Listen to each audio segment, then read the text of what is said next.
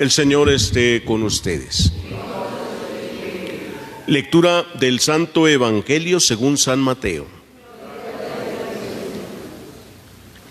En aquel tiempo, inmediatamente después de la multiplicación de los panes, Jesús hizo que sus discípulos subieran a la barca y se dirigieran a la otra orilla, mientras él despedía a la gente. Después de despedirla, subió al monte a solas para orar. Llegada la noche, estaba él solo ahí. Entre tanto, la barca iba ya muy lejos de la costa y las olas la sacudían porque el viento era contrario. A la madrugada, Jesús fue hacia ellos caminando sobre el agua. Los discípulos, al verlo andar sobre el agua, se espantaron y decían: «Es un fantasma», y daban gritos de terror. Pero Jesús les dijo enseguida: «Tranquilícense y no teman, soy yo». Entonces le dijo Pedro: «Señor, si eres tú, mándame ir a ti caminando sobre el agua». Jesús le contestó: «Ven». Pedro bajó de la barca y comenzó a caminar sobre el agua hacia Jesús. Pero al sentir la fuerza del viento, le entró miedo. Comenzó a hundirse y gritó: «Sálvame, Señor». Inmediatamente Jesús le tendió la mano, lo sostuvo y le dijo: «Hombre de poca fe, ¿por qué dudaste?». En cuanto subieron a la barca, el viento se calmó. Los que estaban en la barca se postraron ante Jesús diciendo: «Verdaderamente, tú eres el Hijo de Dios». Palabra del Señor. Pueden sentarse un momentito.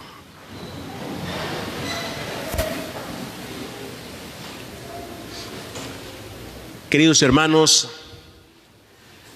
seguramente que en algún momento de nuestra vida nos hemos encontrado ante alguna situación difícil, de manera personal, de manera familiar o incluso en comunidad. Una situación en la que creemos que ya no hay salida, que ya no hay respuesta, no hay solución. ¿Qué hacemos cuando los problemas son muy fuertes? ¿Qué tratamos de hacer? ¿O qué vemos que otras personas hacen?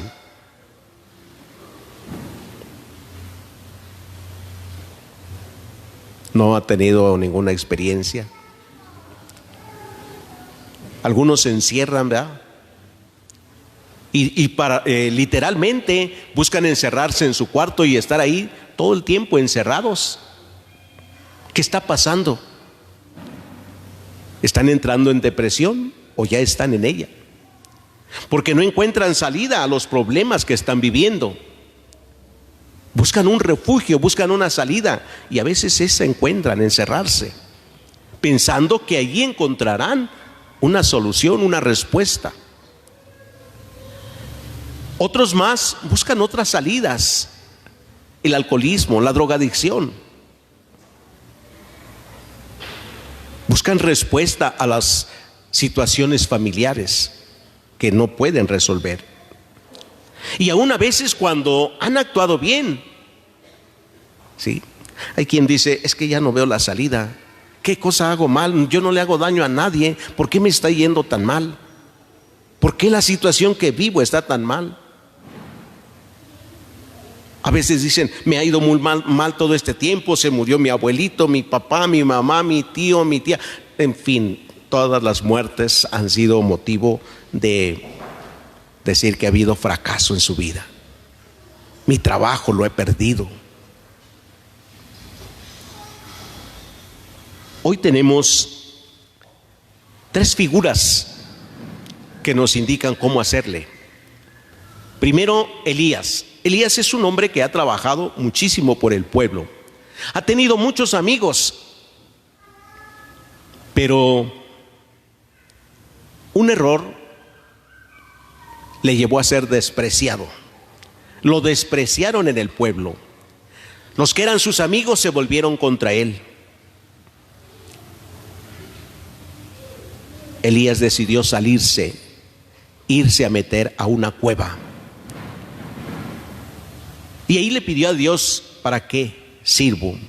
Mi vida no tiene sentido, Señor, quítame la vida. Sin embargo, Dios envió al ángel para decirle: Elías, levántate. Levántate y come. Pero no tenía ganas de nada, como muchos a veces les ha sucedido. No tienen ganas ni de comer, no quieren nada, no quieren saber nada. La situación está difícil. El ángel le dijo: Dios va a pasar por aquí, por donde estás en la cueva. Y entonces se vino un fuerte viento, una tempestad, pero Dios no estaba ahí. Un temblor tan fuerte, un terremoto que cuarteaba las piedras y todo, pero el Señor no estaba ahí. Dios ya no se manifestaba en lo espectacular como lo hacía en el Antiguo Testamento, hasta que vino una brisa suave. Elías entendió y comprendió que Dios estaba ahí. Y Dios le dijo: Elías, ¿qué estás haciendo aquí? Levántate y come, porque el camino por recorrer es largo. Cuando Elías ya había sacado todo lo que tenía, cuando ya no había nada más que silencio, entonces escucha a Dios. Es el camino de todo cristiano cuando se encuentra en problemas: estar en silencio para escuchar a Dios. Antes que estarle hablando a Dios, silencio para escucharlo. Y después hacer lo que Él nos dice: levántate y come. La Eucaristía es el alimento, y Jesús dice: sin mí nada pueden hacer.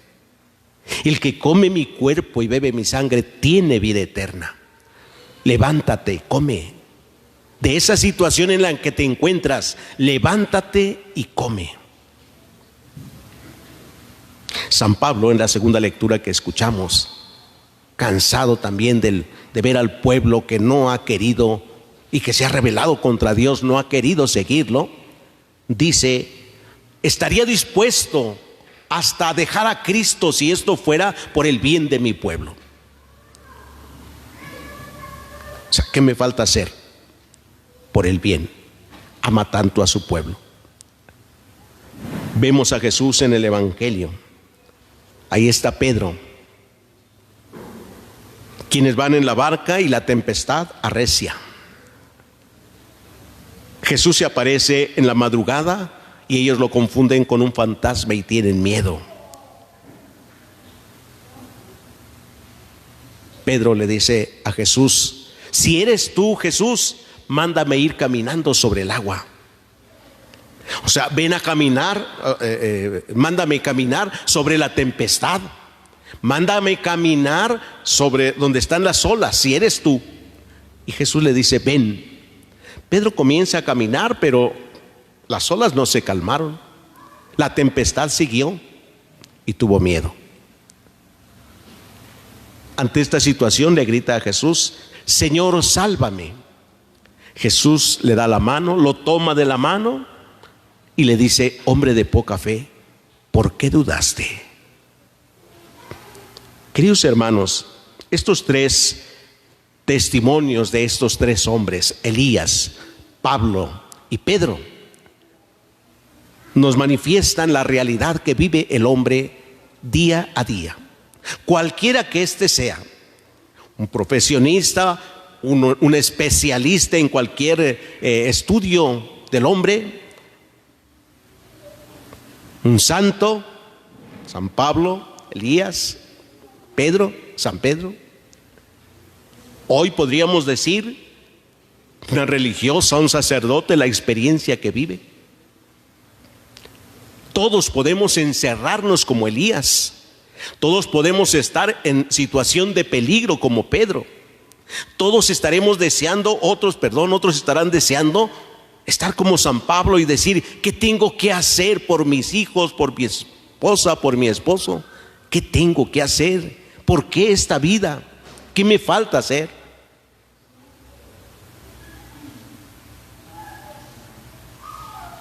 En alguna situación de estas, tendremos que descubrir en el silencio lo que Dios quiere.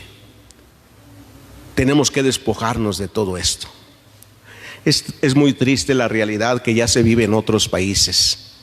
Miren, por ejemplo, en Brasil, en un estudio muy reciente de este año, se habla de 2016 a 2023. ¿Cuántos años son? 7 años. En 7 años, 40 sacerdotes se han suicidado. ¿Les parece poco? Porque ya no le han encontrado sentido a la vida. Las causas han sido mucho activismo. Les piden celebraciones y celebraciones y celebraciones, y poco aprecio y poco amor sintieron de parte de la comunidad. Esas son las causas que el científico que hizo el estudio, que no fue simplemente un estadista, ¿no? Personas que han logrado realizar estos estudios en todos los sentidos, ven que la causa es el exceso de trabajo que tiene el sacerdote. Ya no encuentra la salida de repente. Y pareciera ser algo sencillo. A mí, cuando me piden que una misa y luego la otra, va uno corriendo, tiene el peligro de matarse en el camino por llegar puntual, porque si no llega uno puntual, padre, ¿a qué hora le pedimos la misa? Ya usted llegó muy tarde. Pues uno termina diciendo, ¿para qué sigo aquí si estos ni entienden, ni agradecen, ni escuchan la palabra de Dios para acabar pronto? ¿Para qué me estoy gastando? Termina uno diciendo. ¿Ya? Este dato que les doy es de Brasil, pero si nos vamos a Nicaragua, allá es otra situación, no es solamente de esto. Allá es una situación de persecución. Se persigue a los sacerdotes y se expulsan del país, los sacan. Se persigue a los obispos y los encarcelan por defender los derechos humanos, por defender los derechos de los demás. Y se quedan solos. El obispo tenía tantos amigos, sí, pero los mismos que comían con él, esos mismos declararon en su contra. Y uno, cuando ve todo esto, dice, ¿para qué? ¿Para qué yo sigo? Oigan, hermanos, en las familias hoy, ¿cuántos papás están así diciendo, ¿para qué le hago ya por mis hijos? Algunos los cuidan muy poco, ¿cierto? Algunos papás ni siquiera saben dónde andan sus hijos, qué hacen. Yo sé, me entero rápido de los niños. Los niños que van al catecismo, hay niños que ya están consumiendo drogas, papás. Papás, tengan mucho cuidado dónde andan sus hijos. Yo sé que los niños ya están consumiendo drogas, y ustedes, no, mi hijo no, mi hijo siempre está aquí. ¿Quién son sus amigos? ¿Con quién se junta? ¿Dónde va? Cuando ustedes no están, ¿dónde? Al ratito van a decir eso, es que no puede ser posible que mi hijo esté aquí. Y van a llorar lágrimas de sangre al ver cómo su hijo o su hija se destruyen. Los hijos buscan una salida, están buscando dónde ir. Hermanos, abramos más los ojos y tratemos de guardar más silencio para escuchar a Dios. Ya no queramos nosotros hacer las cosas por nosotros mismos, tenerlo todo, lograrlo todo. ¿De qué le sirve al hombre ganar el mundo si al final pierde su vida? Dice Jesús. ¿De qué nos sirve tener tantas otras cosas si estamos perdiendo lo más valioso? Pidámosle a Dios, hermanos, como Pedro. Sálvanos, Señor. Demos la mano como Jesús nos la dio y no nos soltemos de Él. Y aunque nos reproche a veces nuestra falta de fe y nos diga, hombre de poca fe, ¿por qué dudaste? Solo escuchemos, tomémonos de su mano y continuemos el camino. Jesús nos dice, aunque tu situación esté difícil, no te escondas, sal de ahí, camina en medio de toda la tempestad, de la dificultad, camina adelante, pero tomados de la mano de Jesús. A Elías le dijo, levántate y come. Hoy también te dice a ti y me dice a mí, levántate de esa situación que tienes, come. Aquí está Jesús en Eucaristía. Él es el pan de vida. Él es la fortaleza de nuestra vida. Levántate y come. Que así sea. El Señor esté con ustedes. Lectura del Santo Evangelio según San Mateo. En aquel tiempo se hallaba Jesús con sus discípulos en Galilea y les dijo, el Hijo del Hombre va a ser entregado en manos de los hombres. Lo van a matar, pero al tercer día va a resucitar. Al oír esto, los discípulos se llenaron de tristeza. Cuando llegaron a Cafarnaúm, se acercaron a Pedro, los recaudadores del impuesto para el templo, y le dijeron, ¿acaso tu maestro no paga el impuesto? Él les respondió, ¿sí lo paga? Al entrar Pedro en la casa, Jesús se adelantó a preguntarle, ¿qué te parece, Simón? ¿A quiénes les cobran impuestos los reyes de la tierra? ¿A los hijos o a los extraños? Pedro respondió, a los extraños. Entonces Jesús le dijo, por lo tanto, los hijos están exentos. Pero para no darles motivo de escándalo, ve al lago, echa el anzuelo, saca el primer pez que pique, ábrele la boca y encontrarás una moneda. Tómala y paga por mí y por ti. Palabra del Señor. Gloria a ti, Señor Jesús. Pueden sentarse un momentito.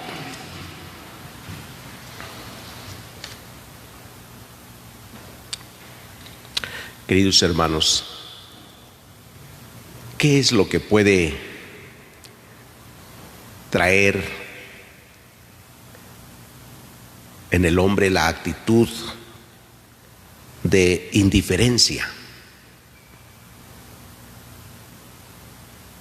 El desconocimiento. Cuando hay tanto desconocimiento, podemos hablar mucho, decir muchas cosas sin la mayor verdad. Hoy Jesús en el Evangelio le preguntó a Pedro que quién tenía que pagar los impuestos. Yo no sé si, como siempre, Jesús conoce los pensamientos, y cuando le preguntaron a Pedro que si su maestro pagaba los impuestos, él dijo que sí. Pues yo no sé si Pedro dijo que sí para suavizar las cosas y que no le dijera nada a Jesús. Por eso dice que después, ya cuando estaban aparte, en casa, Jesús le dijo a Pedro, a ver, Pedro, ¿qué te parece esto? ¿Quién paga los impuestos? ¿Los hijos o los extraños? Los extraños. Entonces, ¿nosotros qué somos? ¿Hijos o extraños?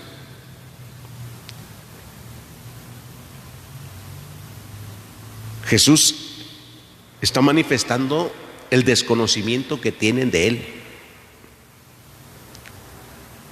¿Cómo desconocen quién es Jesús? No solamente porque sea verdaderamente Hijo de Dios, porque sea Dios. Eso lo desconocen. ¿Y cómo lo desconocen? Entonces pues hay que cobrarle, porque trae gente, es un líder, debe pagar sus impuestos. Por eso Jesús dice, para no ser motivo de escándalo, mira, ve al mar, pesca el primer pez que caiga en el anzuelo, ábrele la boca, saca una moneda y paga por los dos.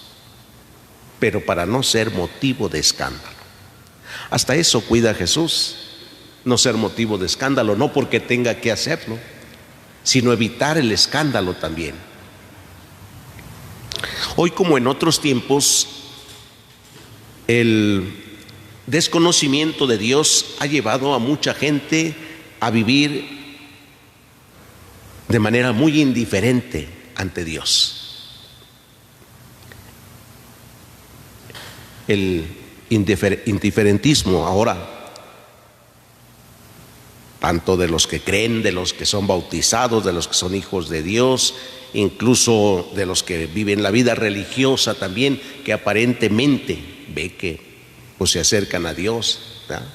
Pero a veces hasta nos preguntamos, a ver, estos hermanos religiosos o religiosas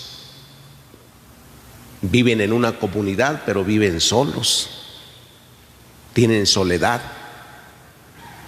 se les olvida hacer sus retiros verdaderamente. También a nosotros los sacerdotes, ¿sí? Pareciera ser que lo más importante es realizar actividades, hacer pastoral. Nos estamos haciendo a veces indiferentes ante las cosas de Dios. Ya no somos capaces de donar nuestra vida también por el desconocimiento de Dios. Hoy tenemos el testimonio de San Maximiliano Kolbe, Maximiliano María Kolbe. Este santo, además canonizado por San Juan Pablo II, este santo en su tiempo vivía esta situación también de indiferentismo. La gente era indiferente a las cosas de Dios. Y él luchó precisamente por manifestar la gloria de Dios y decía, aunque seamos poquitos, tenemos que manifestar la gloria de Dios. Y aunque somos pobres criaturas y no alcancemos a manifestar realmente la gloria de Dios, no podemos dejar de hacerlo.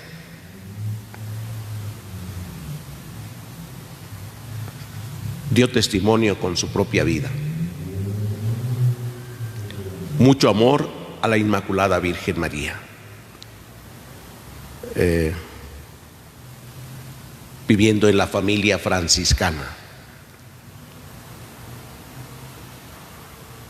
dando su vida para salvar a otra. En la Segunda Guerra Mundial, cuando estaban en los alemanes y se llevaban a todos los presos para asesinarlos, pues entre los que agarraron iba un hombre que tenía a su familia, que tenía a su esposa y a su hijo. Estaba condenado a muerte. Maximiliano pues no tenía hijos, no tenía esposa, por lo tanto no lo condenaban a muerte, decían. Pero él dijo, no, yo voy por él. Cambió su vida por la de el esposo que tenía una familia y que lo iban a matar. Y se le llama entonces el apóstol de la caridad, el mártir de la caridad. Y se convierte desde entonces en patrono de los encarcelados, en patrono de las familias, en patrono de los pro vida ahora. Porque aún sin tener que ir al martirio, ofrece su vida. Este es el testimonio del mismo Jesús, que sin tener que dar la vida, ofrece su vida. Y él dice, Jesús, a mí nadie me quita la vida, la doy porque yo quiero. Maximiliano Kolbe, tampoco a él le iban a quitar la vida. A mí no me la quitan, la doy porque yo quiero. Y la doy a cambio de esta familia. Entregó su vida, derramó su sangre. Es un testimonio de no ser indiferente ante las necesidades que viven los demás.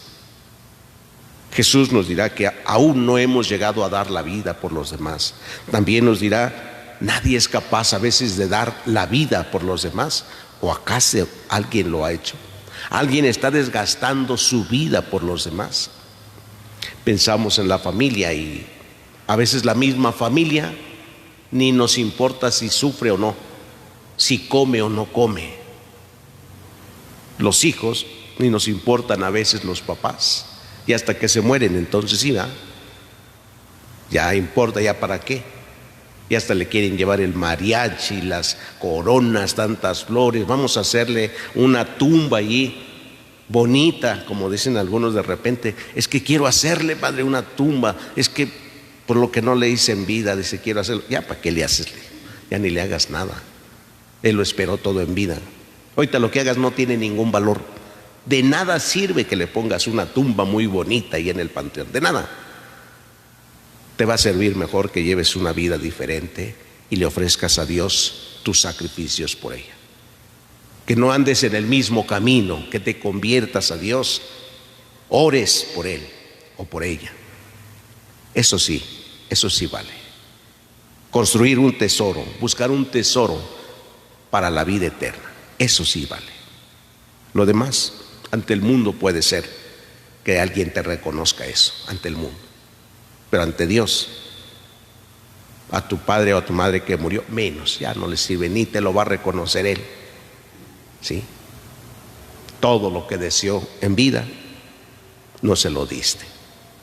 Vivimos a veces indiferentes así ante lo que nuestros padres viven, ante a veces los consejos, las orientaciones, incluso los regaños. Nos hacemos indiferentes. Ya no digamos a Dios, nos hacemos indiferentes. ¿Sí? Y no nos importa incluso ser motivo de escándalo para los demás. Jesús nos enseña hoy, para no ser motivo de escándalo, vamos a pagar lo que nos están cobrando. Solo para eso, para no ser motivo de escándalo, no porque tenga que hacerlo. Hoy, queridos hermanos, pidámosle a Dios nuestro Padre que nos conceda la gracia de no ser indiferentes ante la situación que viven los demás. A veces son situaciones de hambre, de pobreza, de injusticia. A veces serán situaciones de soledad, de abandono. Viven en la angustia. Que no seamos indiferentes ante ello. Sobre todo con nuestra familia, que no seamos indiferentes, que no digamos qué puedo hacer por ellos. O sea, ya ellos que lo hagan, ¿no? Ellos que se arreglen. Que hoy este día no seamos indiferentes ante la necesidad de nuestros hermanos. Pidámoselos al Señor hoy en esta celebración, que así sea. El Señor esté con ustedes. Lectura del Santo Evangelio según San Lucas.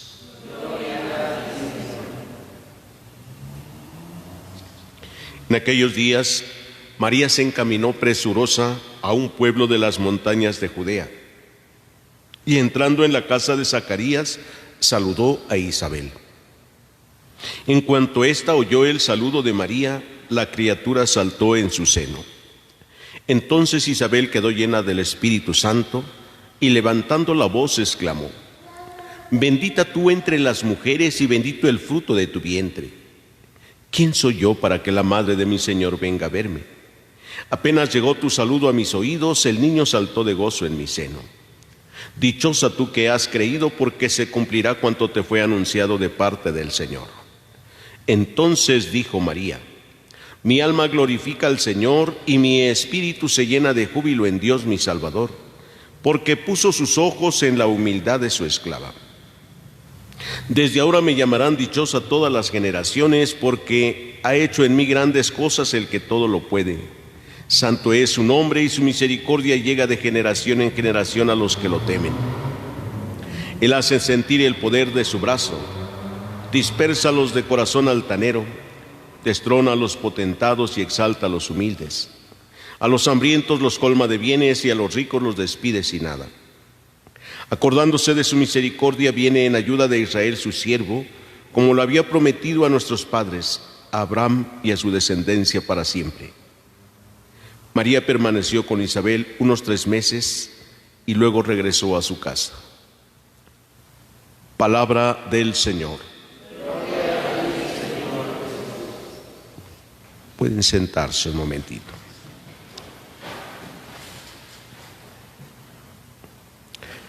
Queridos hermanos, celebramos hoy la fiesta de la Asunción de nuestro Señor Jesucristo a los cielos.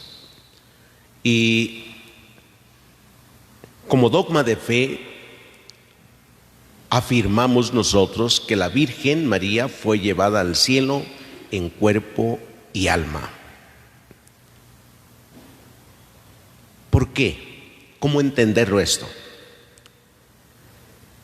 Si Jesús nos habla de la resurrección de todos, pero en un cuerpo glorioso,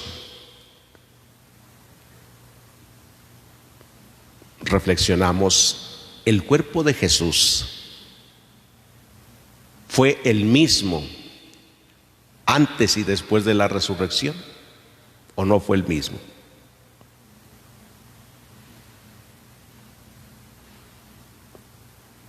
O el cuerpo de Jesús antes de la resurrección, que fue sepultado, sufrió la corrupción, vamos a decirlo, se pudrió, vamos, ahí en la tierra.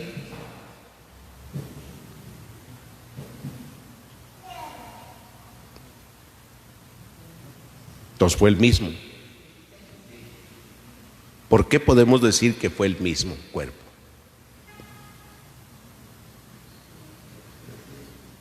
Siempre fue un cuerpo glorioso, nunca hubo pecado, nunca hubo mancha de pecado en él. Siendo Dios, dice, se hizo semejante en todo a nosotros, menos en el pecado. Cuando Dios nos ha creado, no solo la creación en el mundo, creación física, humana, cuando Dios nos ha creado a la vida divina, por el bautismo nos ha santificado. Un niño recién bautizado es santo, ¿no? ¿O no? ¿Qué cuerpo tiene? Un cuerpo glorioso.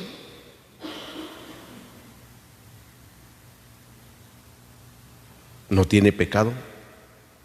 Se ha borrado el pecado, Dios lo ha purificado por el sacramento del bautismo. Y por eso, cuando dice el Evangelio que Jesús se hizo en todo semejante a nosotros, así, de tal manera que pudiéramos nosotros verlo con los ojos del cuerpo, aunque no alcanzáramos ver ese cuerpo glorioso que se les manifestó a Pedro, a Santiago y a Juan el día de la transfiguración. Por un momento contemplaron la gloria de Dios y vieron a Jesús resplandeciente en sus vestiduras, ¿sí? Una blancura que nadie puede igualar, dice el Evangelio. Pero vieron el cuerpo de Jesús glorioso. Si todos los del tiempo de Jesús y en nuestro tiempo hoy no alcanzamos a ver a Jesús con nuestros ojos como es en realidad, es porque aún nosotros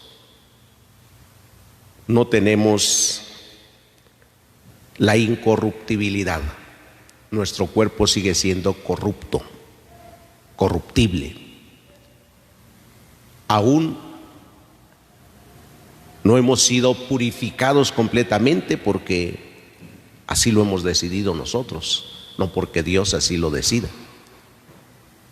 Porque deseamos nosotros continuar a veces en nuestro pecado, una y otra vez y otra vez.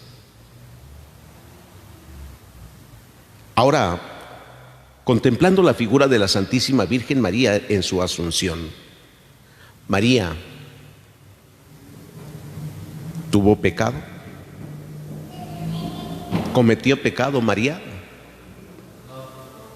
No, ¿por qué?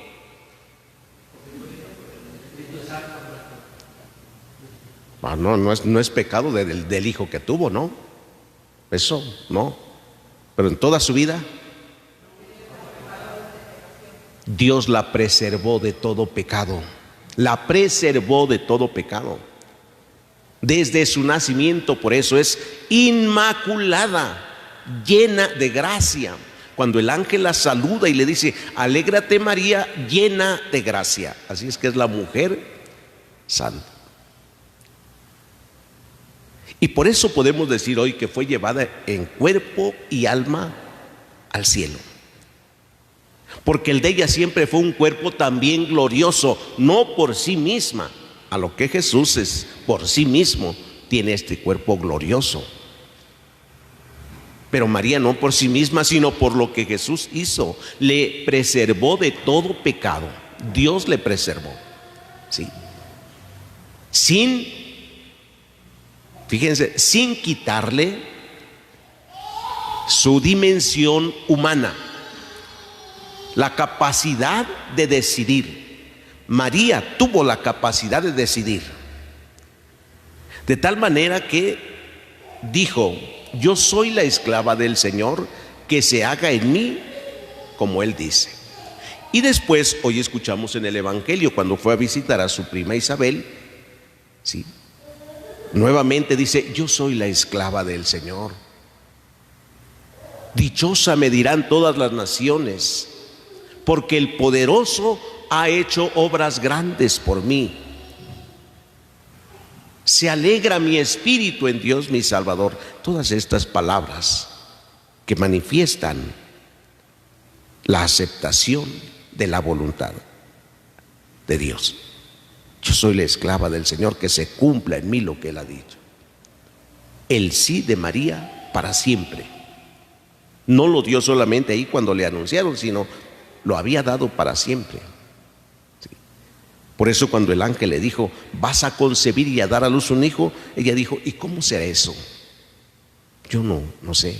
O sea, su dimensión humana de la Virgen María no le fue quitada, porque no entiende. Si dijéramos: bueno, si fue un cuerpo glorioso también el de María, y pues cómo iba a decir que no entendía. Se me hace que es como una simulación de humanidad. No. María, una mujer humana 100%, pero preservada del pecado. Preservada. Cuando nosotros conocemos a una persona que ha llevado una vida ejemplar o de muy buen testimonio, a veces utilizamos esta expresión: este se va a ir al cielo con todo. ¿Y qué? Con todo y zapatos, dicen, ¿no? Es una expresión muy ordinaria, que se va a ir al cielo con todo y zapatos. María fue llevada al cielo en cuerpo y alma. No se entendería el cuerpo si no ha sido un cuerpo glorificado por Dios, ¿sí? No se entendería eso de que subió al cielo en cuerpo y alma si es que este cuerpo de María no hubiese sido glorificado. Y además, cuando Jesús explica lo de la resurrección, ¿sí?, cuando le preguntan: ¿con qué cuerpo vamos a resucitar? ¿Con este que tenemos? No, la resurrección será con un cuerpo glorioso también, ¿sí? O sea, ya un cuerpo transformado, un cuerpo purificado. Si es necesario el cuerpo de la materia humana, pues Dios lo tomará, pero será un cuerpo glorificado. Ya no tiene limitaciones, nada. Ya no tiene caducidad ese cuerpo. Ya es para siempre, es eterno. Por ello, cuando Jesús habla también de la resurrección, dice: todos al final resucitarán. Todos los que murieron antes, unos resucitarán para la vida eterna y otros van a resucitar para la condenación eterna. Pero todos, dice, todos resucitarán. Todos compareceremos ante el tribunal de Dios. Así es que nadie va a quedar aniquilado de lo que ha creado Dios. Aniquilado no, porque los que van a la condenación eterna pues van a estar vivos, no muertos, condenados vivos. O sea, el sufrimiento eterno, dice Jesús en el Evangelio, sea, por eso cuando alguien dice, pues ya si me condeno, que me muere ya, que me acabe ahí todo, que me queme. No, la cosa es que no se va a morir. Es el sufrimiento eterno. ¿Sí? No hay otra. Por eso también vendrá la vida eterna, dice. Unos para la vida eterna.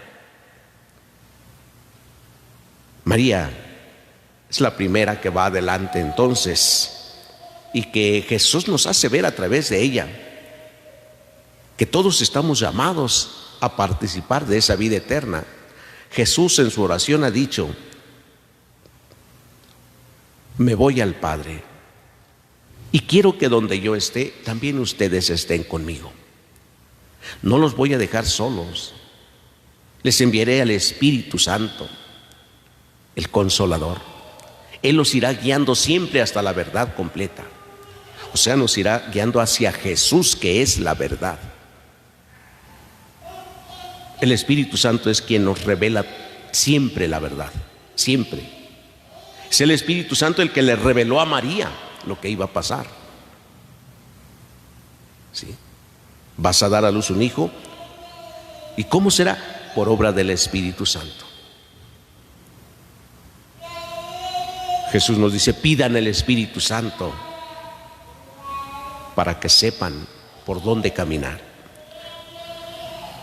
La fiesta de esta fiesta de la Asunción de la Santísima Virgen María hoy nos invita también a mirar hacia arriba. Como hijos de Dios, mirar la misericordia de Dios, porque el hecho de que María haya subido al cielo en cuerpo y alma no es más que una expresión del amor y la misericordia de Dios con todo el ser humano, con todo. Pidamos la intercesión de ella, de María, que vive junto al Hijo. Cuando estaba haciendo esta pequeña reflexión, me acordé de cómo la madre de los hijos de Zebedeo le dijo a Jesús: Señor, quiero que mis dos hijos se sienten, uno a tu derecha y otro a tu izquierda. Y Jesús dijo: ¿podrán beber el cáliz que yo voy a beber? Y ellos dijeron: sí podemos. Bueno, sí van a poder, pero ese de que se siente uno a mi izquierda y otro a mi derecha, no me toca a mí concederlo. Es para quien mi Padre lo tiene reservado. Y digo, ¿quién está ahí a la derecha? ¿Ah? A la derecha de Jesús debe estar su madre, porque es la que permaneció incluso en todos los momentos de su vida, hasta la cruz, la muerte. Ahí estaba María al pie de la cruz. Después de la resurrección permaneció con los discípulos orando. En fin, pues María a la derecha de Jesús, y allí nos invita a estar junto con María. Que ella interceda hoy en esta fiesta y nos ayude también para subir cuando el Señor nos llame. Subir también a donde ella está, la reina coronada. Jesús le ha coronado, como coronará todos los méritos humanos también de aquellos que se esfuercen por entrar por la puerta que es angosta. Por eso pidámosle al Señor que nos conceda la gracia de encaminarnos hacia Él como la Virgen María, cumpliendo siempre su voluntad. Que así sea. El Señor esté con ustedes. Lectura del Santo Evangelio según San Mateo.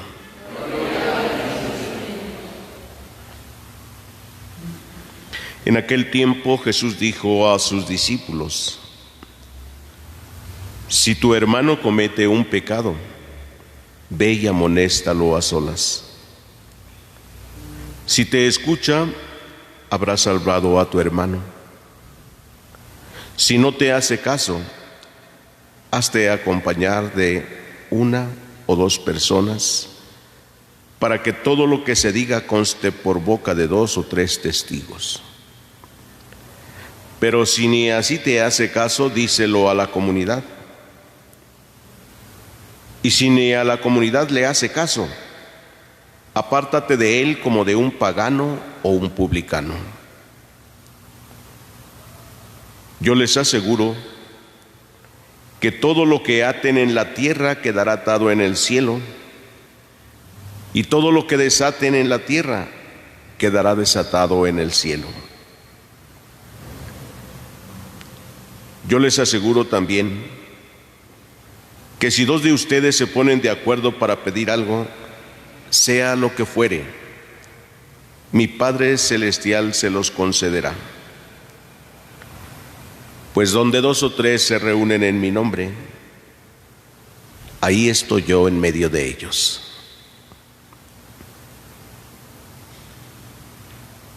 Palabra del Señor. Pueden sentarse un momentito.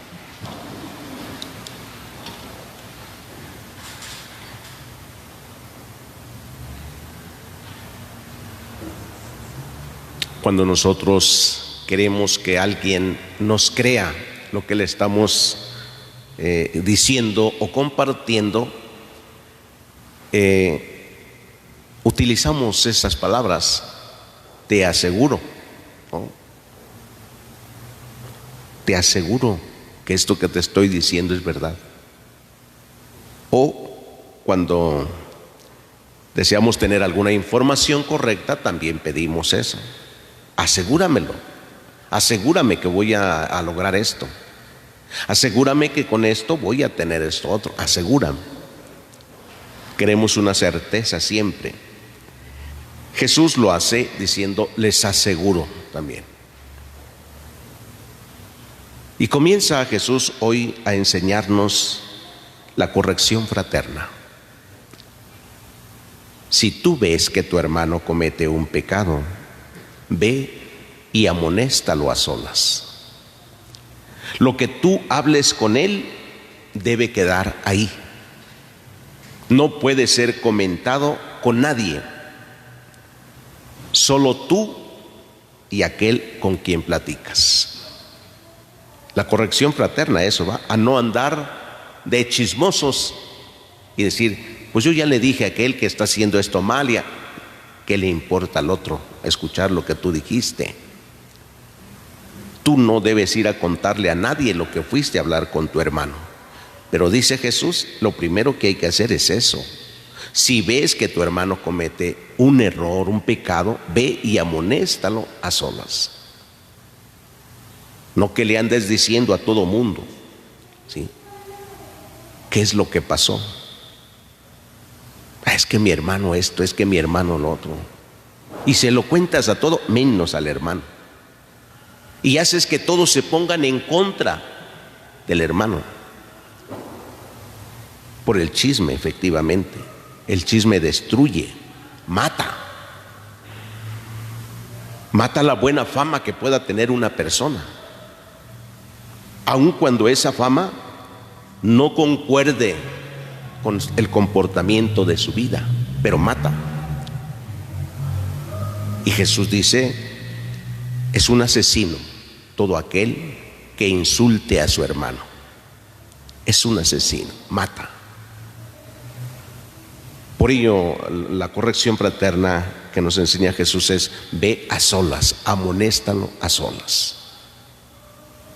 Si no te hace caso, entonces llévate a una o dos personas como testigos de ello. Estos también están obligados a la misma corrección fraterna.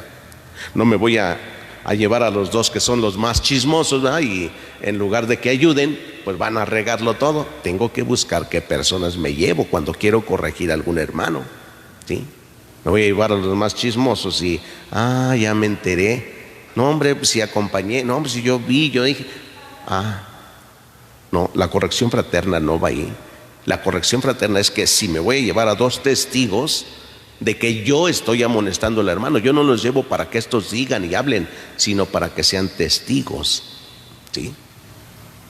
Para ello se requiere una actitud de mucha humildad cuando yo voy a corregir, porque debo saber y debo entender que yo también soy pecador, que yo también he fallado. Debo entender eso. Yo no soy el que va a corregir porque está bien. porque no ha pecado. No, yo voy a corregir porque amo a mi hermano, porque no deseo que se pierda.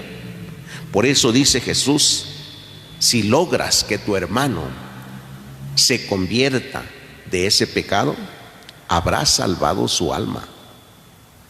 ¿Sí? E insiste Jesús, si no les hace caso a los 2 o 3 que van, díselo a la comunidad. Y si ni a la comunidad le hace caso, entonces tómenlo como un pagano o un publicano, un servidor público pecador, un pecador público más bien. Tómenlo como eso, como un publicano, un pecador público. Un pagano, es decir, está fuera de la comunión, o lo que nosotros llamamos excomunión. Está excomulgado, dice. O sea, ha querido salirse de la comunión con los hermanos. Después Jesús enseña a sus discípulos también: les aseguro que todo lo que aten en la tierra quedará atado en el cielo, y todo lo que desaten en la tierra quedará desatado en el cielo. Atar. Hay muchos que entienden bien eso de atar y desatar, sobre todo cuando van con los brujos y les dicen: te tienen amarrado, te tienen un amarre, ¿sí? Te tienen atado, ¿sí? Como que no te dejan hacer libremente nada, por eso estás así. Me tienen atado, ¿sí? Dice Jesús: lo que aten ustedes, o sea, el mal que ustedes hagan, ¿sí?, que ustedes aten aquí en la tierra, quedará atado en el cielo. O sea, si nosotros no perdonamos aquí en la tierra, tampoco en el cielo quedará perdonado. Por eso el perdón debe preocuparnos. No podemos decir: pues si no me perdona, que no me perdone. Eso no es correcto, porque lo que no te perdonen a ti no queda perdonado. Por eso tendremos que tener cuidado siempre en el trato con los hermanos. Tenemos que tener cuidado porque la ofensa que hacemos puede provocar heridas graves, heridas que no quieren perdonarse, y lamentablemente a veces mueren las personas sin que hayamos tenido el perdón. Dice Jesús: ponte en paz con tu enemigo mientras vas con él por el camino. Ponte en paz. Si tienes algo que perdonarle, perdónale. O sea, mientras vamos en esta vida, tienes algo que perdonar, perdona. Nunca se te vaya a ocurrir decir: no le perdono ni muerto, porque tampoco en el cielo será perdonado. Jesús nos está diciendo: lo que tú ates en la tierra quedará atado en el cielo. Por eso yo les aseguro, dice Jesús, que todo lo que pidan en mi nombre, mi Padre se los concederá. Donde 2 o 3 se reúnen en mi nombre, ahí estoy yo en medio de ellos. La oración, queridos hermanos, no debe ser tampoco solitaria,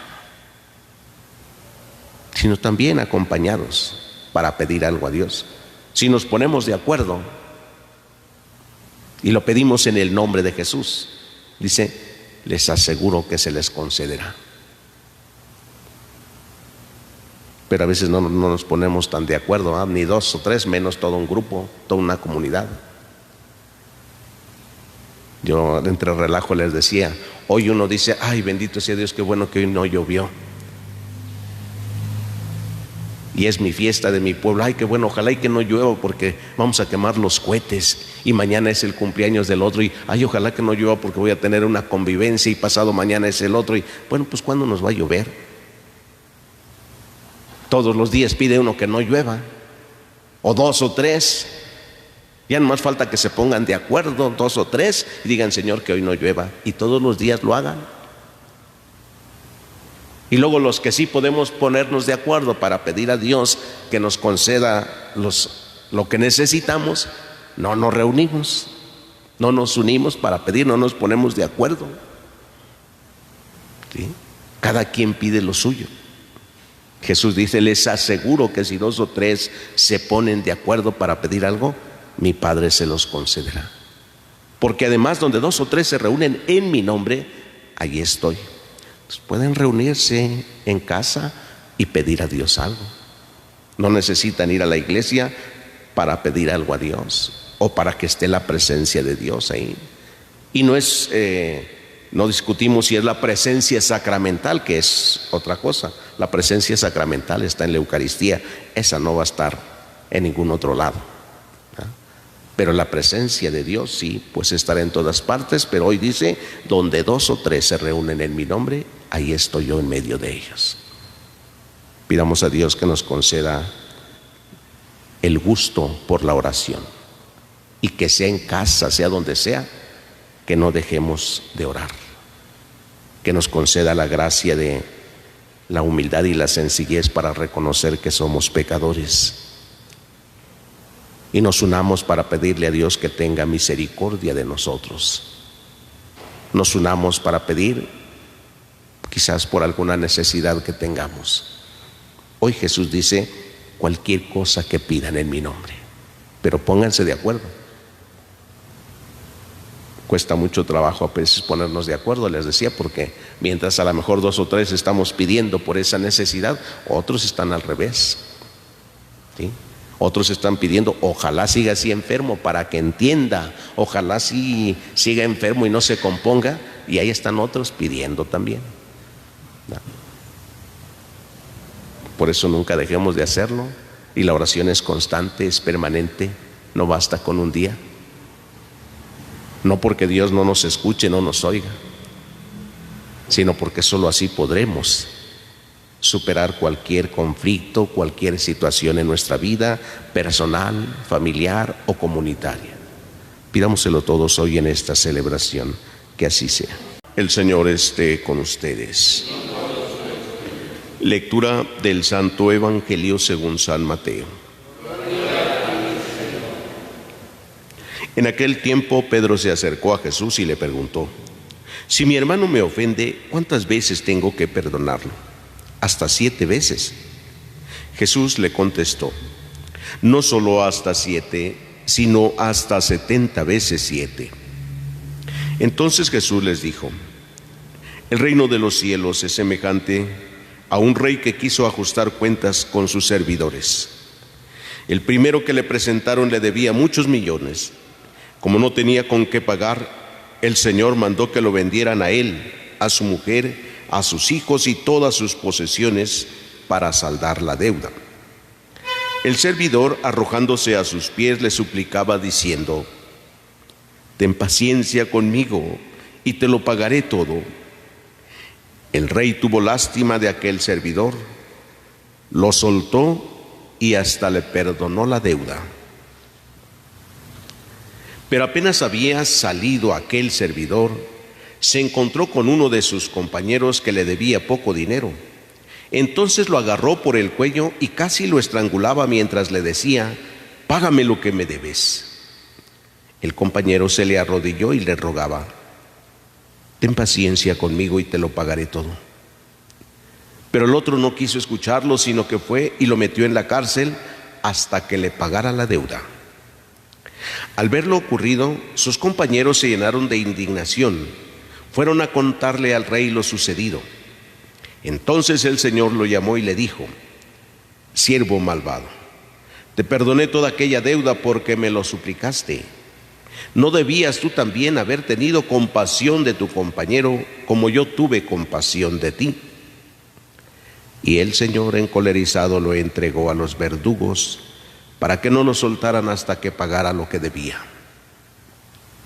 Pues lo mismo hará mi Padre Celestial con ustedes si cada cual no perdona de corazón a su hermano. Cuando Jesús terminó de hablar, salió de Galilea y fue a la región de Judea, que queda al otro lado del Jordán. Palabra del Señor. Pueden sentarse un momentito.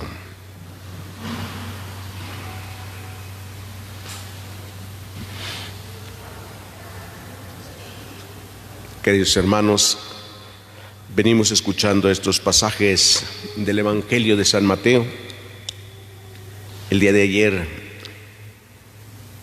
Jesús nos invitaba a la corrección fraterna y nos decía: si ves que tu hermano comete un pecado, ve y amonéstalo a solas. Si se arrepiente, lo habrás ganado, habrás salvado a un hermano. Y después, más adelante, continúa diciendo: todo lo que ustedes aten en la tierra quedará atado en el cielo, y lo que desaten en la tierra quedará desatado en el cielo. Queda lo mismo decir: lo que ustedes perdonen en la tierra quedará perdonado en el cielo, y lo que no perdonen en la tierra tampoco quedará perdonado en el cielo. Hablando pues del perdón, Pedro se acerca a Jesús para hacerle una pregunta: ¿hasta cuántas veces tengo que perdonar a mi hermano? Como dice la ley, ¿hasta 7 veces? Y Jesús le dice: no solo hasta 7 veces. O sea, no se trata de cumplir solamente una ley. Por eso le dice: hasta 70 veces 7. Esto nos tiene que llevar a nosotros a pensar: ¿cuántas veces ya perdonamos a aquella persona que nos ofendió? Ya siquiera llevamos 70 veces. Pues nos faltarán. Piénsenle, ya llevo 70 veces, ¿como cuántas? Porque a veces decimos: es que ya le perdoné muchísimas. ¿Cuántas son? Cuéntale cuántas llevas a la misma persona, cuántas veces le has perdonado. Y si Jesús dice que hasta 70 veces 7, quiere decir siempre. No hay un límite. Y aunque a veces decimos: es que todo tiene un límite, ya hasta aquí. No, el perdón no tiene límites, es siempre. Y para ello Jesús pone este ejemplo del rey que quiso ajustar cuentas con sus servidores. Y al primero que llamó le debía muchos millones, pero como no tenía con qué pagar, entonces el rey dijo: véndalo a él, a su esposa, a sus hijos y sus posesiones, todo, para que pague la deuda. Y este hombre se arrodilló ante el rey y le dijo: ten paciencia conmigo y te lo pagaré todo. Qué rápido lo convenció, ¿verdad? Rápido. De tal manera que el rey le perdonó la deuda. ¿Sí? Ya estaba perdonado todo, ya no debía nada. Pero bien dice Jesús, pero apenas salió este hombre, se encontró a otro que le debía muy poco dinero, o sea, muy poquito. Y lo agarró por el cuello y casi lo estrangulaba mientras le decía: págame lo que me debes. Y el deudor también se le arrodilló y le dijo: ten paciencia conmigo y te lo pagaré todo. Pero este hombre no quiso perdonarle la deuda. Lo metió en la cárcel hasta que le pagara la deuda. Con este ejemplo Jesús les dice: lo mismo hará mi Padre para el que no perdone de corazón. ¿Cuántas veces Dios nos ha perdonado a nosotros, queridos hermanos? Pero es la exigencia muy grande la de Jesús hoy. Si no perdonas, aunque ya te haya yo perdonado, no serás perdonado en el cielo.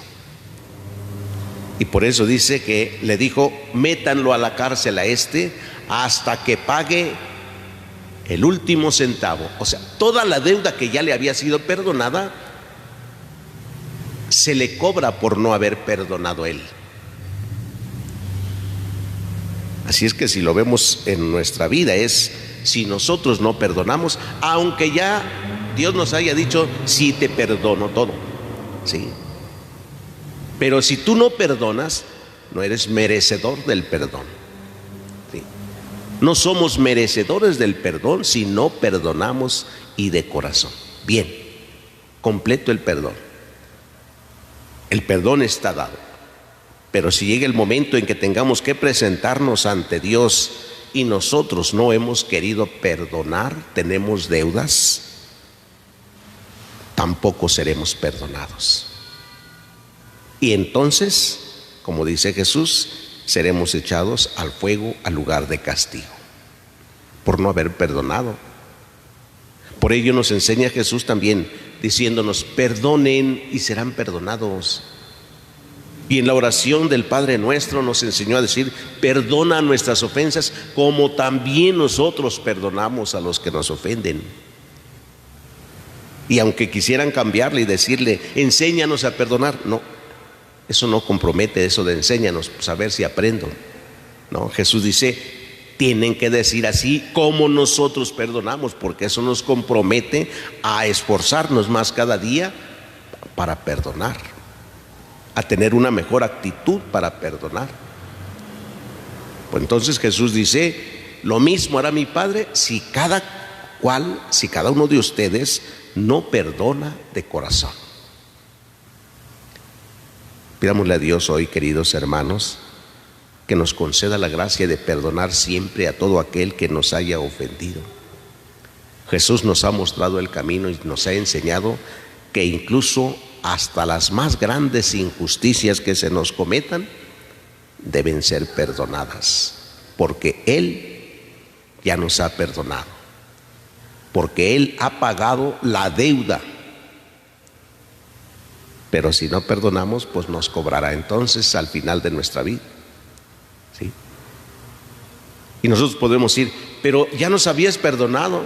Sí, pero te dije que perdonaras tú también, y tú no eres merecedor del perdón porque no has perdonado. Aquí no hay ninguna venganza, sino simplemente no eres merecedor del perdón, no lo has querido, no has aceptado el perdón. Al no perdonar a los demás, tampoco aceptas el perdón para ti. Pidámosle a Dios que nos enseñe y nos ayude todos los días a perdonar. A veces serán cosas grandes, a veces pequeñas. Nos costará mucho trabajo, a veces lágrimas. Nos costará, pero es mejor. Y es mejor para nosotros, porque al perdonar, Dios nos está sanando. Desde este momento en que perdonamos a aquel que nos ha ofendido. Y con toda confianza así podremos acercarnos a Jesús y decirle: perdóname, Señor, ten paciencia conmigo. Mira esto que estoy haciendo y que no te agrada. Ten paciencia conmigo. Seguiré esforzándome, seguiré entregándote mi vida en servicio. Así tendremos que decirle, pues hay tantas cosas en nuestra vida que no hemos podido. Y viene una ofensa tras otra, el mismo pecado se repite una y otra vez y se vuelve a repetir. Ten paciencia conmigo, Señor. Como aquel hombre se postró ante Él de rodillas, también nosotros hagámoslo. Postrémonos constantemente de rodillas ante Jesús y digámosle eso: ten paciencia conmigo, Señor. Y que así aprendamos a recibir el perdón de Dios y a perdonar a nuestros hermanos. Que así sea. El Señor esté con ustedes.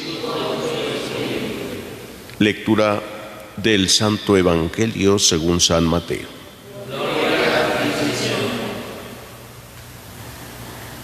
En aquel tiempo se acercaron a Jesús unos fariseos para hacerle una pregunta, para ponerle una trampa.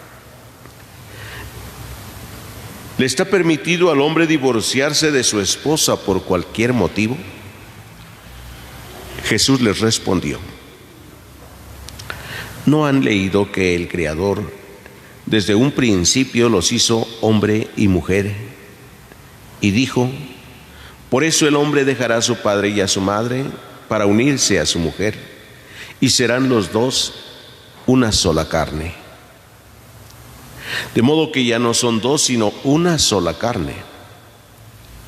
Así pues, lo que Dios ha unido, que no lo separe el hombre. Pero ellos replicaron: entonces, ¿por qué ordenó Moisés que el esposo le diera a la mujer un acta de separación cuando se divorciara de ella? Jesús les contestó: por la dureza de su corazón, Moisés permitió divorciarse de sus esposas. Pero al principio no fue así. Y yo les declaro que quien quiera que se divorcie de su esposa, salvo el caso de que vivan en unión ilegítima y se case con otra, comete adulterio. Y el que se case con la divorciada también comete adulterio. Entonces le dijeron sus discípulos: si esa es la situación del hombre con respecto a su mujer, no conviene casarse. Pero Jesús les dijo: no todos comprenden esta enseñanza, sino solo aquellos a quienes se les ha concedido. Pues hay hombres que desde su nacimiento son incapaces para el matrimonio. Otros han sido mutilados por los hombres, y hay otros que han renunciado al matrimonio por el reino de los cielos.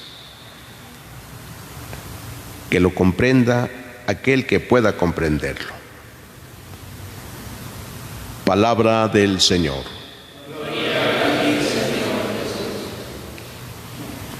Pueden sentarse un momentito.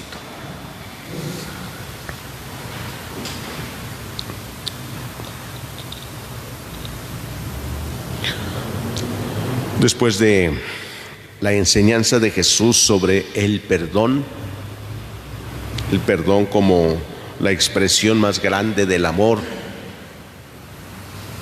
de la caridad, de la misericordia, y que Jesús nos ha invitado a perdonar siempre y a perdonar de corazón, advirtiéndonos que el que no perdone de corazón a su hermano tampoco será perdonado. Ahora, mientras Jesús está con sus discípulos, se acerca un grupo de los fariseos para hacerle unas preguntas y pues ponerle una trampa a ver qué contesta. La primera pregunta es: ¿le está permitido al hombre divorciarse de su esposa por cualquier motivo? El divorcio es una realidad en todo el mundo, ¿sí? El divorcio no viene como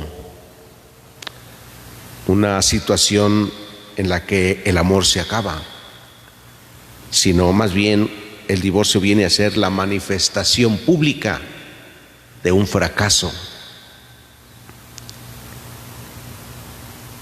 Así como en la vida tendremos muchos fracasos también.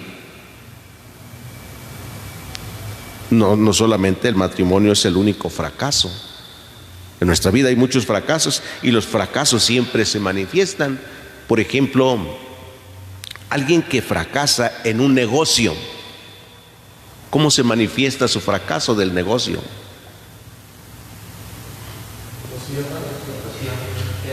Cerrado. Dicen, aquí pusieron un negocio de tal cosa, duró un tiempo, pero se acabó. Mira, las puertas están cerradas ahora, todo ya despintado, abandonado, y pues quienes saben y conocen dicen, fracasaron, quebraron, y se manifiesta con ese abandono. Algún otro fracaso que el hombre tiene y se manifiesta también.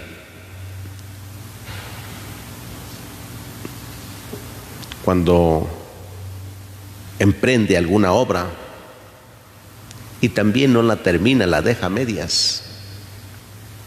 ¿Por qué no terminó? pues no planeó bien las cosas. No hizo los planes para ver si tenía con qué terminar su obra y se quedó a medias. Y ahí está la obra por mucho tiempo. Expresas un fracaso porque lo que había planeado pues era hacer la obra y terminarla y empezar a trabajarla, pero no planeó bien, los recursos no alcanzaron, se quedó a medias. Y ahí está la manifestación de un fracaso también. Entonces, el divorcio es la expresión pública de un fracaso. ¿Qué es lo que fracasó? El amor no fracasa.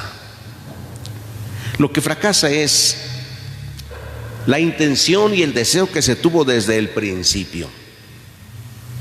¿Qué es lo que un hombre y una mujer querían desde el principio cuando se casaron? ¿Qué es lo que buscan cuando se casa un hombre y una mujer? A ver, los que ya se casaron, pues ¿qué buscaban, ¿no? Desde el principio, ¿qué querían?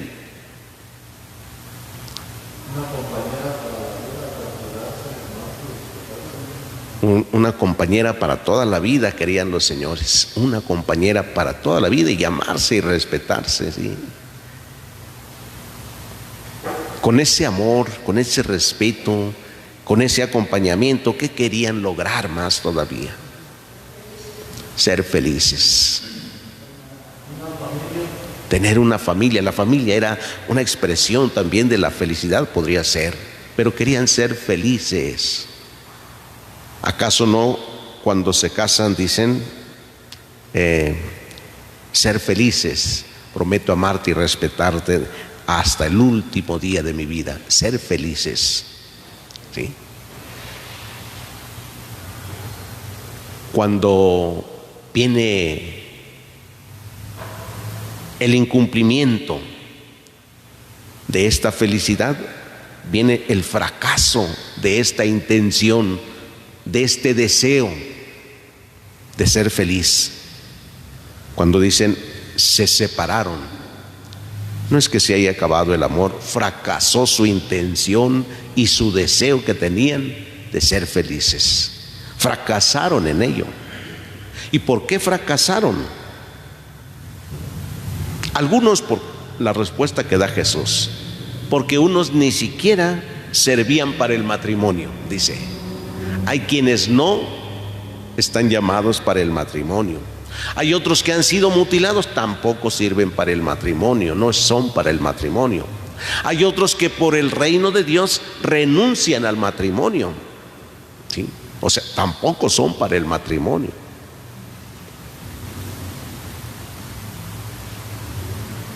Estos no significa que fracasen, simplemente estos no eran llamados para el matrimonio.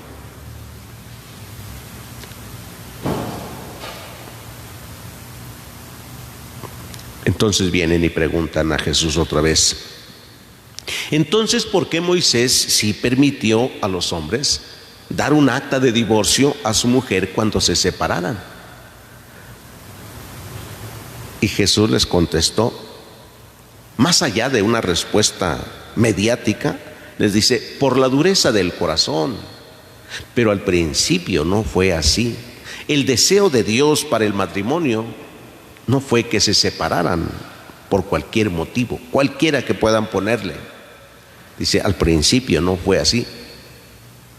Dios en el principio los hizo hombre y mujer.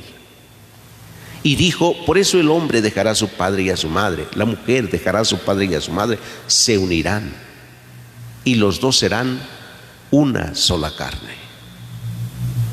De tal modo que ya no son dos, sino una sola carne. Lo repite Jesús 2 veces, son una sola carne. Y lo que Dios unió, no lo separe el hombre.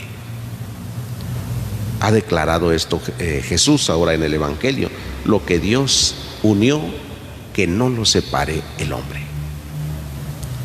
El deseo de Dios es el mismo desde el principio, pero a veces la dureza del corazón del hombre hacen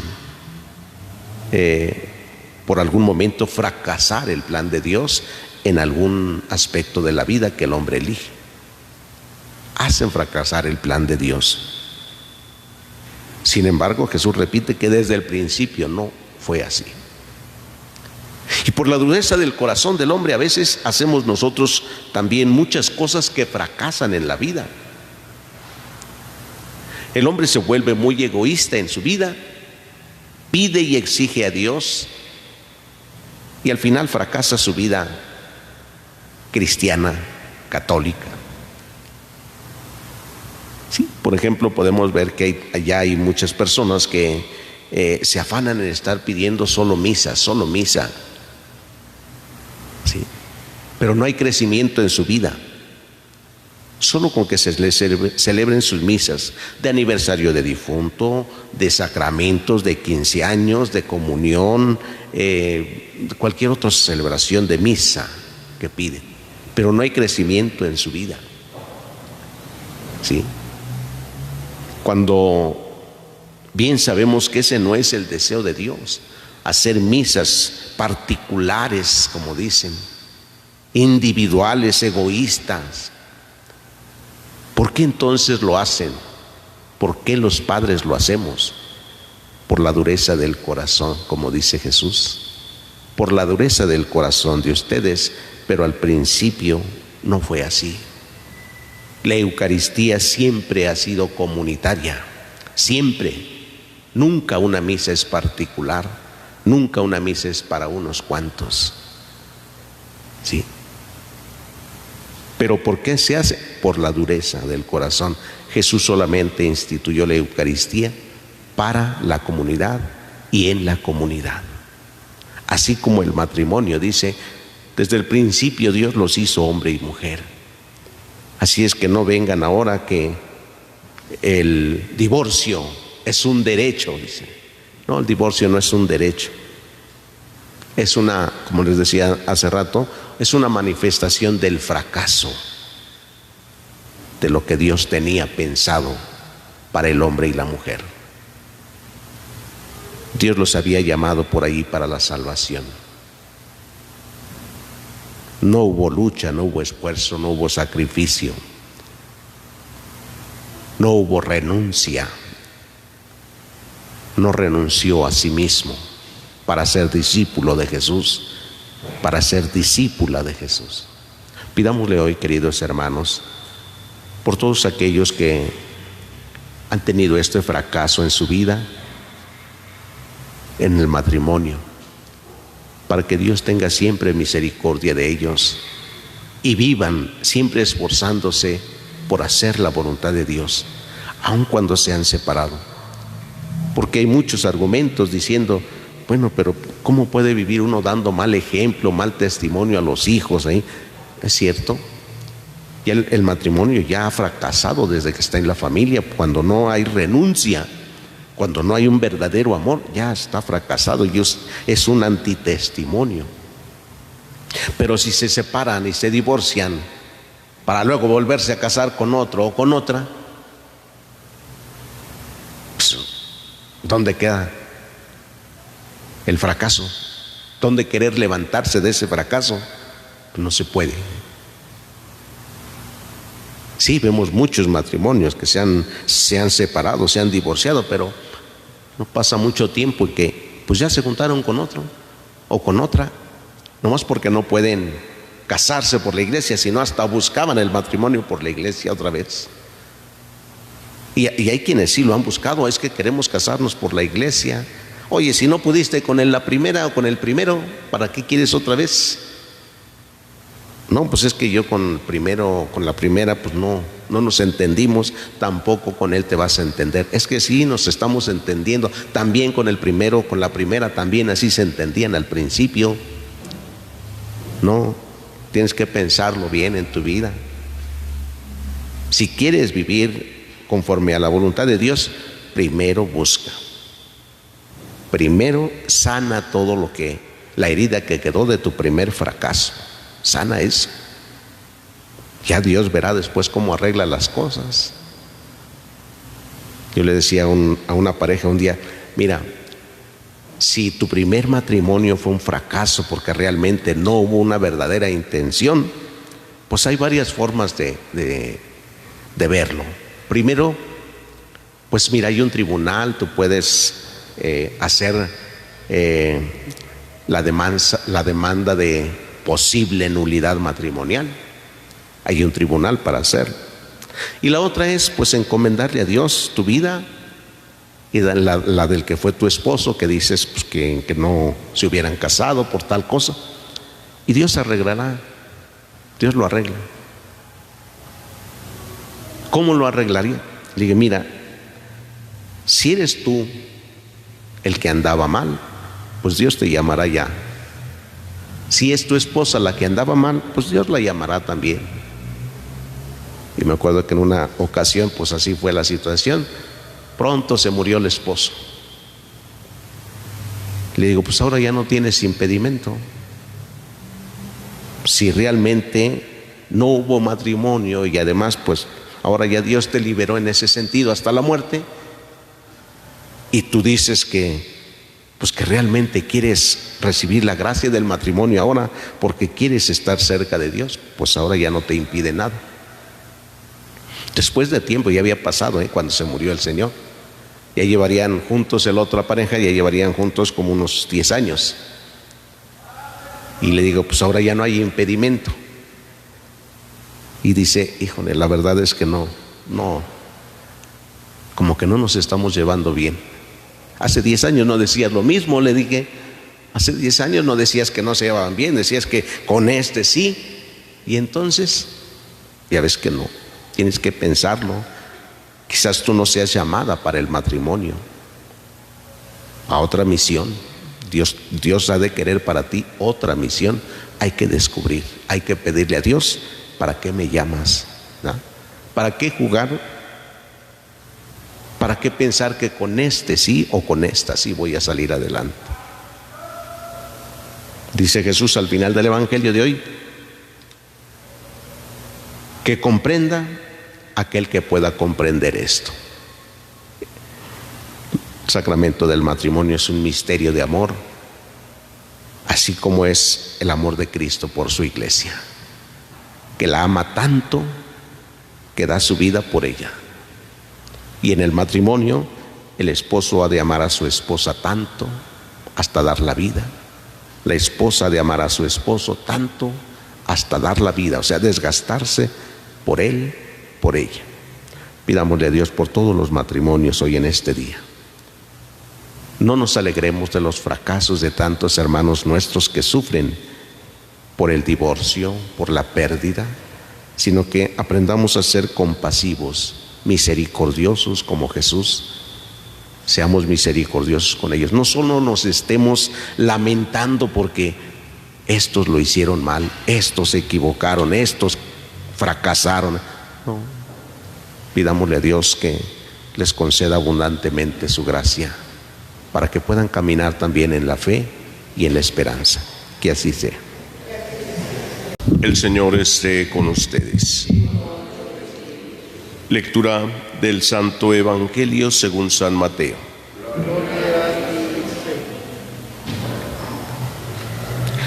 En aquel tiempo le presentaron unos niños a Jesús para que los impusiera las manos y orase por ellos. Los discípulos regañaron a la gente, pero Jesús les dijo: dejen a los niños y no se lo impidan.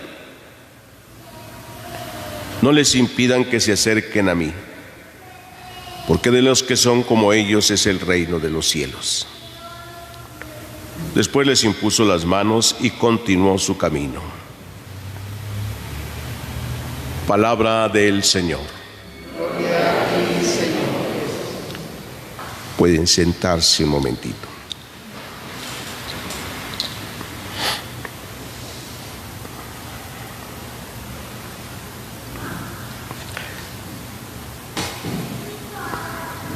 Hay un pasaje del Evangelio que nos expresa esto que acabamos de leer un poquito de manera más amplia, cuando dice que Jesús pasaba con sus discípulos y los niños empezaban a gritar, queriendo verlo, queriendo acercarse a él, y pues los discípulos comenzaron a regañarlos, tanto a los niños como a los papás.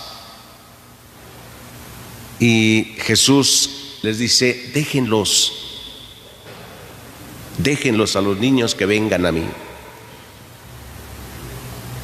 Los discípulos de alguna manera ya llevan alguna formación, pero siempre han pensado los discípulos en ese momento, o siempre pensaban que el andar con Jesús les daba ya a ellos un estatus social, ¿sí? Como un puesto social, un cargo social ya. No alcanzaban a entender ellos lo que Jesús estaba haciendo. Y entonces decían: pues nosotros tenemos la autoridad para hacer tal cosa. En lo que se refería incluso a Jesús, a Dios, no sabían. Y el que no sabe, pues puede tener actitudes, puede hacer cosas que no están bien, el que no sabe, y cosas que van contra Dios. Cree saber, piensa saber que tiene autoridad y hacer cosas que van contra Dios incluso. Un día les decía a algunas personas, estaban en una fiesta de la iglesia y estaban tomando pues vino dentro del atrio, y les decía yo: miren, de fuera del atrio pueden tomar lo que gusten, aquí el vino no se puede tomar porque este es un lugar sagrado. El atrio es un lugar sagrado, no se puede estar tomando el vino. ¿Y quién me lo va a impedir? ¿Y si no me salgo, qué? Es que no puedo yo celebrar la misa. Ah, bueno, vaya a su misa, yo no soy católico. Y le dije: pues con mayor razón debe salirse si no es católico. No tiene por qué ofender a los católicos entonces. Era del pueblo, ¿sí? Pero vemos hasta dónde se creen. Es la fiesta, es mi pueblo, puedo hacer lo que yo quiera, independientemente de que sean las cosas de Dios. Me siento con autoridad, ¿no?, para hacer lo que yo quiera, aunque esto vaya contra Dios. Y en el mundo vivimos hoy situaciones muy difíciles. El hombre cree estar ya por encima de Dios, cree que puede dominar la obra de Dios. Los avances de la ciencia, de la tecnología, van queriendo ponerse por encima de la creación. El hombre cree que piensa mover las cosas a su antojo. Hoy vemos, por ejemplo, que pues la gente ha intentado, a través de la tecnología, ha intentado hacer llover o parar la lluvia. Eso es una realidad a nivel mundial, Intentan mover o parar la lluvia, hacer que llueva o que no llueva. Eso lo intentan. Lo que algunos han llamado la Agenda 2030, ¿sí? El orden mundial, ¿sí? En todo el mundo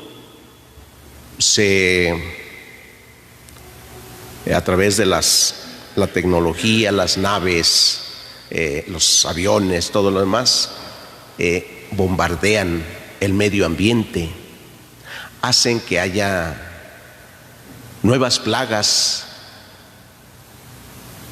incluso para evitar que haya alimentación.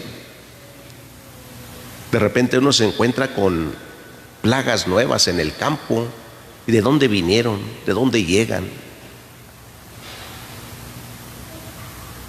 El hombre piensa que puede manipular toda la creación de Dios.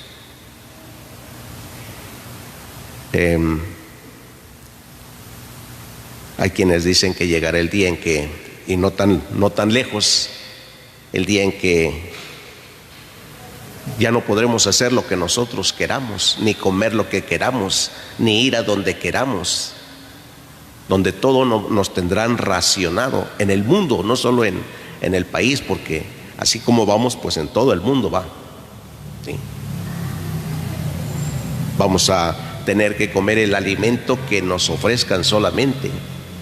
No podremos comer lo que nosotros queramos. Hoy decimos, pues yo estoy en el campo, yo tengo de comer, gracias a Dios. En las ciudades pues ya no tanto, ¿verdad? Pero en el campo dicen, pues ya ni en el campo usted no podrá hacer lo que usted quiera. ¿Sí? Esa es la tendencia de decir, vamos a manipular todo nosotros, el hombre, con la ciencia y la tecnología. Mientras tanto, se aleja el hombre de Dios. Nos alejamos de él. Jesús les decía a los escribas y fariseos, ustedes ni entran ni dejen que otros entren. Ahora les dice a sus discípulos, dejen que los niños vengan a mí, porque de los que son como ellos es el reino de los cielos.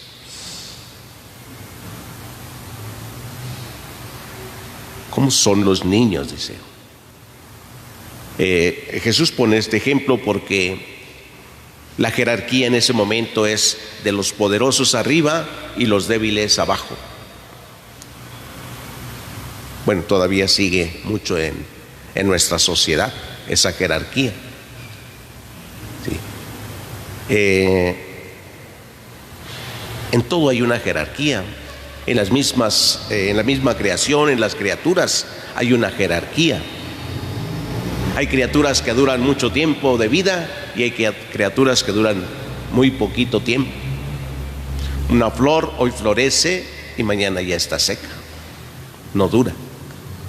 Hay animales que nacen y apenas nacen y ya caminan, ya se arrastran. Las víboras, por ejemplo, en el momento de nacer, inmediatamente corren, se van. Ni siquiera se quedan cerca de la mamá porque la mamá se las come. Las víboras luego corren. Hay otros animalitos que después de unos minutos se ponen de pie y empiezan a caminar. Nosotros, el ser humano, ¿cuánto tiempo tarda para caminar?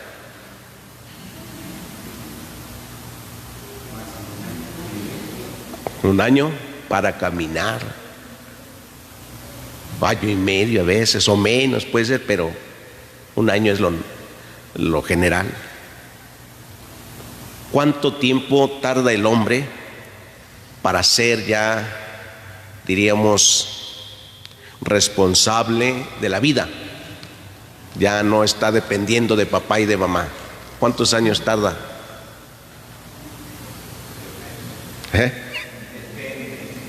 Por eso, pero en general, ¿cuánto tarda? Cuando ya diga, ya se independiza y hace la vida, ¿como cuántos años serán?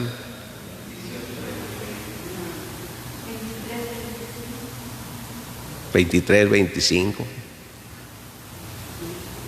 Si a los 18 todavía ni trabajan, a los 30 ni trabajan, ¿de qué viven? Hay otros que ya son casados, tienen los hijos y ni siquiera son responsables todavía.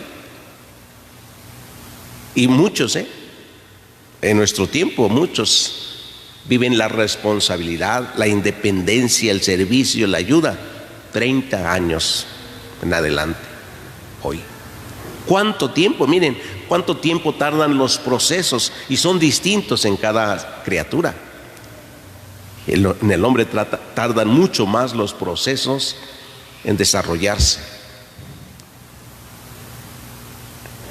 Eso significa que el hombre, como artífice de la creación, está por encima de todas las criaturas, por encima de todas las criaturas.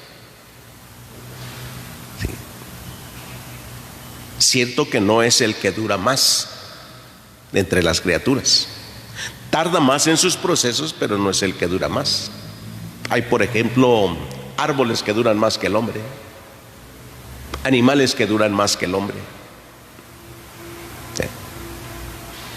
Pero no quiere decir que tengan mayor valor, ¿no? El hombre duraría más si viviera, si supiera realmente cómo vivir bien. Si tuviera rectitud en pensamiento, en conciencia, y tuviera la ciencia verdadera, no la ciencia humana, esa es limitada, la ciencia humana, sino la ciencia de Dios. ¿Qué es lo que Dios quiere realmente de nosotros? Queridos hermanos, al escuchar este pasaje del Evangelio donde Jesús nos dice: dejen que los niños vengan a mí y no se lo impidan, porque de los que son como ellos es el reino de los cielos. El reino de los cielos siempre será para los más desvalidos, para los más necesitados. Nosotros materialmente podremos tener mucho, pero podremos ser muy necesitados y buscaremos a Dios. El que busca a Dios siempre, el que depende de Dios, el que se hace dependiente de Dios, todo lo tiene, todo, no le falta nada. Pero el que quiere sobresalir solo, el que quiere triunfar solo, siempre le va a hacer falta y por lo tanto siempre va a oprimir, siempre va a esclavizar. En el mundo los grandes poderes eso es lo que tienen. No están satisfechos con tanta riqueza y seguirán oprimiendo hasta esclavizar. Nada puede esclavizarnos, hermanos, si nosotros no queremos. Aun cuando nos tengan oprimidos, nunca podremos ser esclavos de ello, si confiamos plenamente en Dios, si creemos y confiamos y hacemos lo que Él nos pide. Pidámosle pues hoy al Señor que nos conceda la gracia de ser dependientes de Él. Sin Él, nada. Él mismo nos lo dijo: sin mí nada pueden hacer. De lo demás, todo es posible para Dios. Para Dios no hay nada imposible. Que así sea.